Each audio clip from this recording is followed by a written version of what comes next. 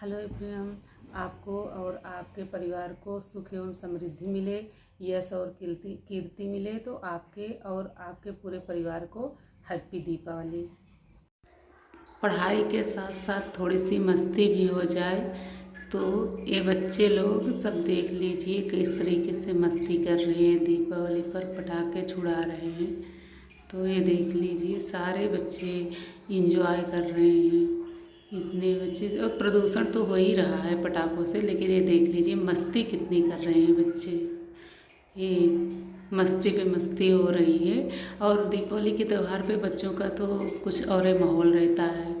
हम लोग को तो उतना नहीं, पर जितने बच्चे मस्त रहते हैं तो सारे बच्चे एंजॉय कर रहे हैं।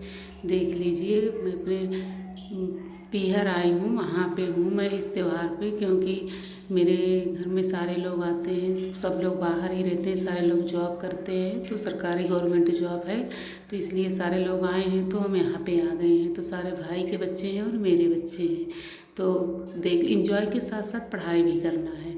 तो मैं पहले से ही शाम को आई हूँ यहाँ पे अपने मायके पे। तो फिर मेरे भाई लोग गए थे मुझे लेने, तो लेके आए हैं। तो उसके पहले ही मैं अपने दीपावली के दिन की क्लिप है, क्योंकि उस दिन मैं खाना बनाने के बाद भी सारे काम करने के मैनेज करने के बाद मैं क्या कर रही हूँ, इस टाइम पढ़ाई कर रही हूँ। 12 या 11:30 ऐसे ही करीब थे टाइम। तो फिर तभी की क्लिप है। तो ये देख लीजिए, ये दीपावली के ही दिन मैं पढ़ रही थी। तो उसके बाद फिर खाना बना के फिर मैं अपने पीहर आ गई शाम को। तो भाई दीपावली के साथ त्यौहार कैसा भी हो, लेकिन पढ़ाई तो करना पड़ेगा, क्योंकि पढ़ाई तो हम लोगों की कंटिन्यू रहेगी। कितना भी दीपावली तो बहुत त्यौहार आते जाते रहेंगे, कोई भी त्यौहार हो, लेकिन एक लक्ष्य जो बनाया गया है उसको तो पूरा करना ही पड़ेगा, चाहे जो भी हो।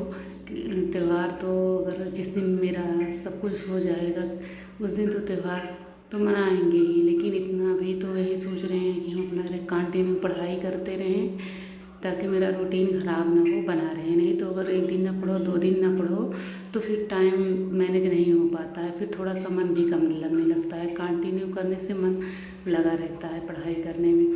तो आप लोग पढ़ाई करते रहिए। और जो लोग कह रहे हैं कि सीटेट का फॉर्म फिलिप करना है दीदी जी, क्या क्या उसमें डॉक्यूमेंट्स लगेंगे, तो मैं उन लोगों को तो पिछली वीडियो में बता ही दी हूँ, लेकिन फिर से मैं बता दे रही हूँ कि हाई स्कूल की मार्कशीट, इंटर की और बीए, और जो बीए नहीं किए हैं, बीएससी किए हैं, बीकॉम किए हैं, वही मार्कशीट लगेगी। जो ग्रेजुएशन की उन लोगों की है और बीएड की लगेगी। और प्लस एक डॉक्यूमेंट्स और आपकी साइन लगेगी, एक आईडी कार्ड लगेगा और आपके फिंगर की वो साइन लगेगी।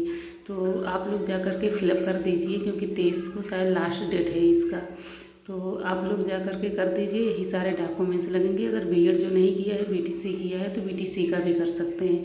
और बीएड वाले तो दोनों कर सकते हैं, क्योंकि नेक्स्ट सरकार में जो दूसरी सरकार आए तो कुछ भी हो सकता है, क्योंकि कोई भी सरकार आती है तो अपना अपना नया एक एक ने कुछ न कुछ करती ही रहती है। तो आप लोग कर लीजिए, दोनों कर लीजिए, क्योंकि बीएड वालों के साथ आप लोगों को पता ही है कि कितना बड़ा अन्याय हुआ है। पीआरटी से बाहर करके, जिन लोगों का पीआरटी निकला है, अगर बीएड किए हैं और पीआरटी निकला है, तो दोबारा देने की कोई ज़रूरत ही नहीं है, क्योंकि वो केंद्रीय है और लाइफ टाइम का है। और 6 to 8 वाला आप लोग डाल दीजिए, वही को खूब मन लगा करके पढ़ाई करिए ताकि निकल जाए।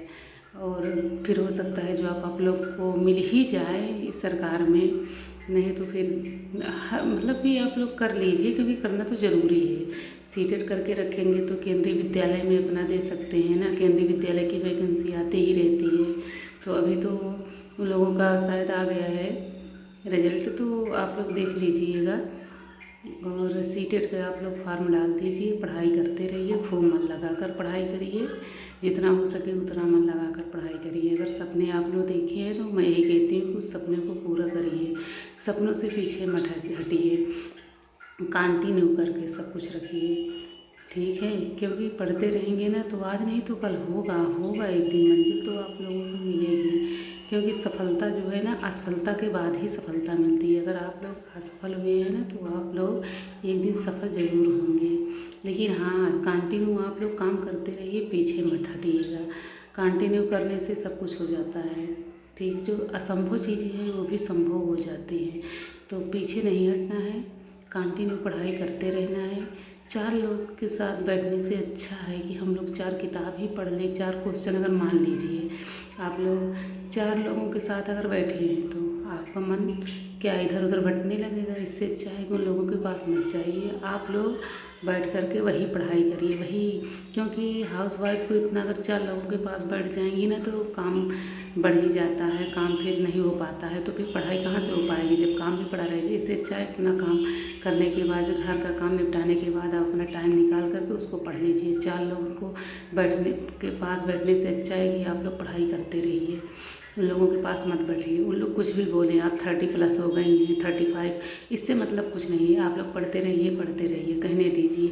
जिस दिन आप लोग सफल हो जाएंगे ना, उन लोग बोलना बंद कर देंगे, तब आपके सामने वही लोग खड़े हो जाएंगे। आप एक दिन आप लोगों के सामने यही बोलेंगे, वही लोग आप लोग को साथ भी देने आके कि दूसरों से भी बोलेंगे देखो ऐसा हो गया। तो आप लोग जिस दिन सक्सेस हो जाएंगे ना, उस दिन कोई नहीं कुछ आपको बोलेगा, लेकिन जब तक नहीं हुई है तब तक सब बोलेंगे। तो इससे अच्छा है कि आप लोग 4 लोगों के पास मत बैठो, अपनी पढ़ाई करो। मैं यही कहूँगी कि आप लोग अपनी पढ़ाई करते रहिए और किसी की बातें मत सुनिए। तो आप लोग खूब मन लगाकर पढ़ाई करिए।